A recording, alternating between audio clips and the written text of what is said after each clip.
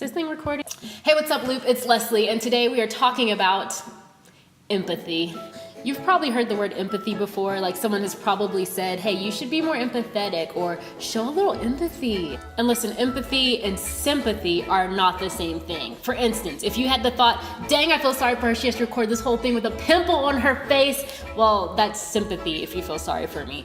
Empathy would say like, I'm gonna ignore it and just pay attention because that's what she would want me to do. No, but for real though. Empathy is more mature than sympathy. Empathy is when we take the time to truly feel what someone else is feeling and like sharing that feeling together.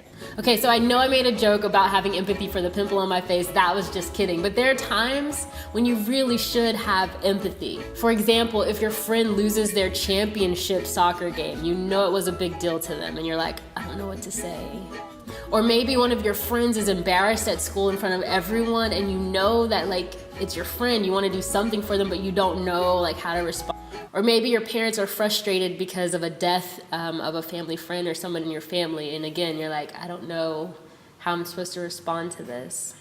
All three of those are times when you can practice empathy. So let's talk about it a little more. All right, 4 steps to having empathy. Ready?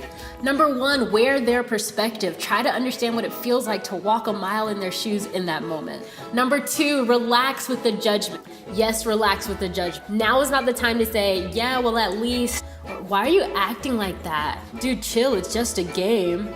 No, because all of those phrases disconnect you from that person. Empathy is about connecting. This is a great time to say like, hey, yeah, I know how that feels. Speaking of feelings, step 3, recognize their emotion. And you get it, you know basic emotions. You know when someone's happy or sad or mad or whatever, you can figure that out. And then step 4, don't try to fix it. Just listen and sit and be with them. Like it's really hard sometimes in those bigger situations that life throws at you. But you can always say, hey, I don't really know what to say, but you're not alone and I'm here with you. All right, so remember that empathy is not about having the perfect thing to say. It's also not about feeling sorry for people. Empathy is about connecting with people. It's about connecting with them and reminding them that they are not alone. So as you grow in your maturity, you'll start to recognize more and more times that you can have empathy. You'll get better at seeing like, this is a great time to be silly. And you'll get better at seeing like, hey, I can probably just chill for a minute and just be with my friend and let them be more important than me for a change. So start putting other people's feelings before yours and see how all of your friendships will grow.